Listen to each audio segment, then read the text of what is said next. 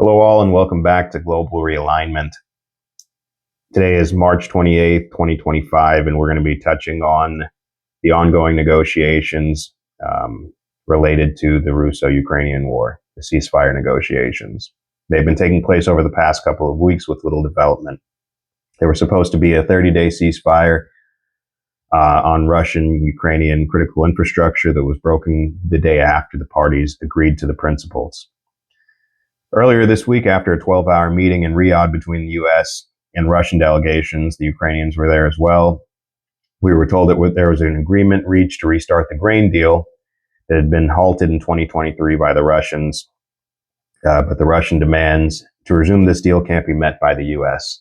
There was a lot of confusion at the beginning of the week as to whether or not there was a deal, an actual ceasefire deal that would go into place. And both sides put out statements, the U.S. and the Russians put out statements that there was an agreement. However, the Russians also put out their stipulations for any agreement related to the resumption of the grain deal. And those stipulations, many of them just can't be met by the U.S. And some of those stipulations include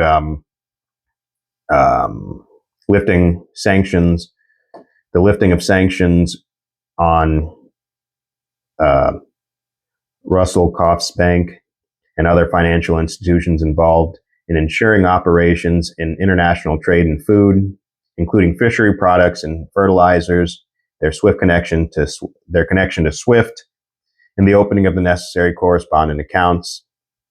I think the U.S. is the only one that can actually lift the restrictions on the Russell-Kauf Bank. If I'm pronouncing that wrong, apologies for that. Stipulations also included removal of restrictions on trade finance operations, lifting of sanction restrictions on producers and exporters of food and fertilizer, as well as lifting of restrictions on the work of insurance companies and food and fertilizer cargoes, removing restrictions on port services and sanctions for Russian flag vessels, including in trade and food, lifting restrictions on the supply of agricultural machinery to the Russian Federation, as well as other goods involved in production of food and fertilizers. And the Russians and the U.S., that's the end of those stipulations, but the Russians and the U.S. agreed to develop measures to implement the agreements, which is an important component of the presidents of the two countries on the prohibition of strikes on energy facilities on Russia and Ukraine for a period of 30 days, starting March 18th. I think it was March 18th. So that ceasefire that prohibited any kind of strikes on energy facilities and critical infrastructure was broken pretty early, and so I'm assuming that it was kind of renegotiated in the present deal related to the grain, the resumption of the grain trade. And so, again, I would argue that much of this recent agreement related to the Black Sea and the grain deal, the resumption of the grain deal, I think that we could look at this as an agreement in principle. But as it relates to the implementation, obviously, and many of these stipulations that the Russians have put on the deal, we can say that we can leave it at that. Agreement of principles, but as for it taking effect, taking root right now, don't think we're going to be seeing it.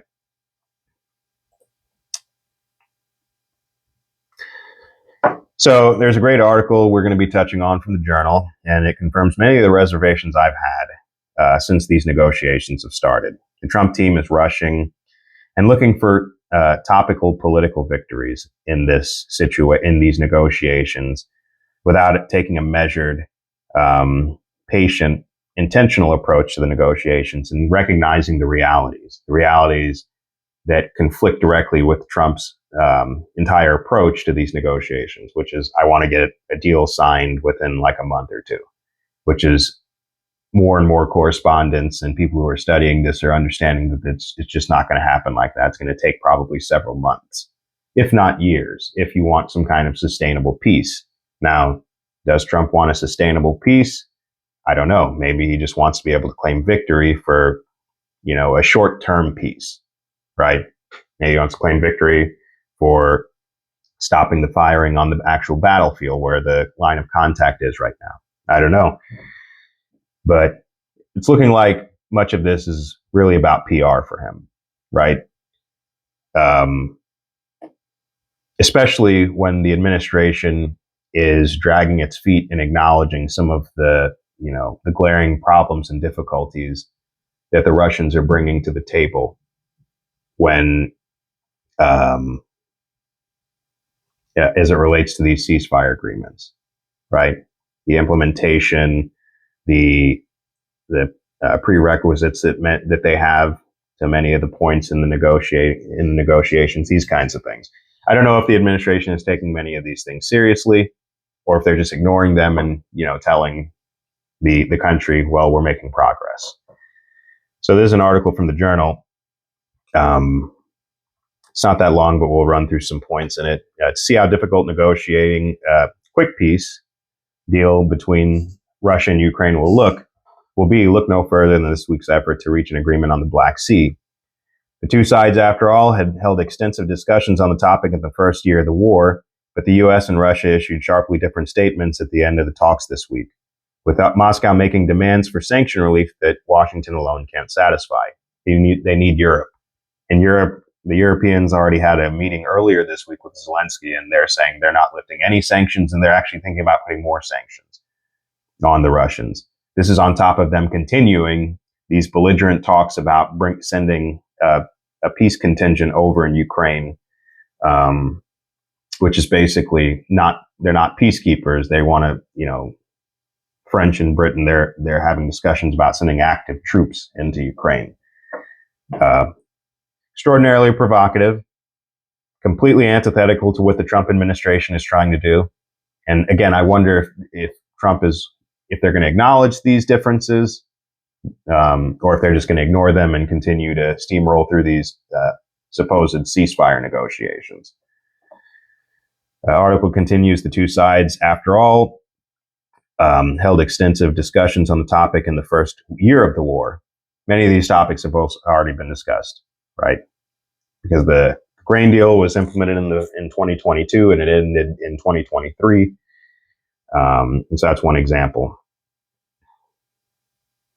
Russia and Ukraine have continued striking each other's territory daily while accusing each other of violating the truce. That's going to happen a lot more. For President Trump, the problem is how to continue to portray these steps as successes.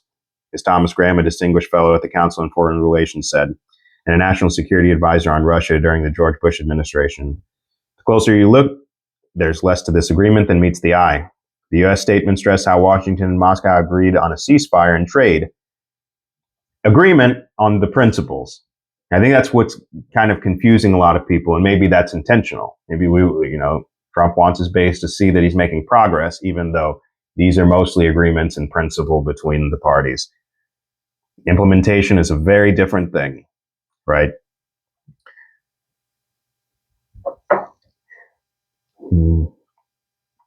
Moscow noted a number of agreements reached in the talks and then listed numerous conditions before anything could be implemented. Among them, a lifting of sanctions imposed by Europe. Marco Rubio acknowledged the difficulty Wednesday. I think the talks ended, I think it was Tuesday morning, and they released statements, and everything sounded great when you read the statements. When you read the statement from the State Department and then the Russian statement, many people who would read them would think that there was an agreement, right? But Marco Rubio acknowledged the difficulty Wednesday, saying that the talks over a ceasefire in the Black Sea were still exploratory. And this article, I think, came out Thursday.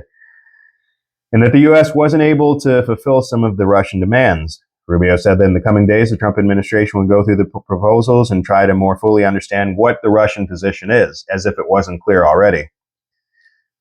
Rubio's description of talks in Saudi Arabia that took place earlier this week contrasted with a White House readout that portrayed broad progress between Moscow and Kiev toward a cessation of hostilities. Again, a lot of convoluted stuff here, right? Trump made a statement this week, I think it was in the Oval Office, where he said that he thinks that Putin is dragging his feet intentionally. And he said, I did do this in negotiations too, and I don't want to negotiate. And it's one of those things, again, do you really want a sustainable peace, or are you just looking to stop the firing so you could say, I stopped the firing? Trump administration has so far sought to notch some easier wins in a phased approach towards ending the conflict. And again, the team that he's sending over there to Ukraine and Russia to do these things is headed by Steve Witkoff.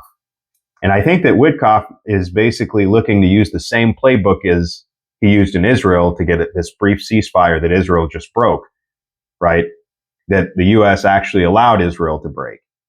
I don't know in what world the Russians would trust Witkoff in any kind of temporary ceasefire that he proposes to them after seeing the way that the U.S. just said, well, it doesn't matter that Israel broke the ceasefire we brokered before Trump was inaugurated. So these things were taken off the shelf, almost ready-made. And that might make them easier to implement on some level, but things are still incredibly difficult.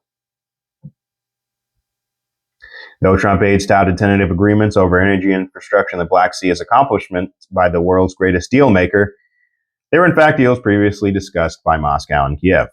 The first deal between the U.S. and Russia was meant to protect the energy infrastructure of both countries from attack, drawing from extensive talks last year in Qatar.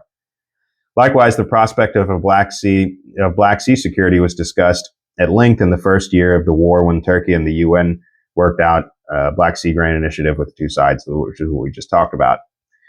This time around, the U.S. can lift its own sanctions on Rosselbank and restore dollar trade, but it doesn't have the authority to unilaterally reinstate Russian banks into the SWIFT financial network, a step Russia has demanded before promising to ensure security on the Black Sea. Trump's aides' push to reach a deal quickly has made his negotiators vulnerable to Russian demands, often at the expense of the Ukrainian position. Many of those demands that the Russians have, and even to a certain extent the Ukrainians, are reasonable. To a very little extent, they're Ukrainians. But this is true. This statement is true. You're a lot more vulnerable because Trump wants a speedy victory. He wants to get this wrapped up in the first year of his presidency, which is unlikely, right? The problems in this war run so deep, you have to think about what scenario in history maps onto this almost perfectly. And you might be looking at a long-term kind of negotiated process similar to Vietnam. Now, unfortunately, there aren't people in Trump's administration. I don't think that there are people within his administration that have the kind of foreign policy insult and the foreign policy experience and instinct that, whether you like him or not, Henry Kissinger had, right? And so we'll see what happens. But hopefully he slows down and kind of recognizes the reality that the battlefield right now is what's influencing the pace of these negotiations. So you can continue to give them weapons so they can keep fighting. The Ukrainians can keep fighting and keep retreating and withdrawing. And in some way, he might think that enhances his negotiating power. He could keep saying, I'm going to help you out with some of your demands and not be able to do it. And I think the Russians are just going to sit back and do what they've been doing, and that's win the war. So we'll see what happens. Hopefully he slows down, but we'll see. It's doubtful. Anyways, that's it for this update. Thanks for joining me. Have a good one.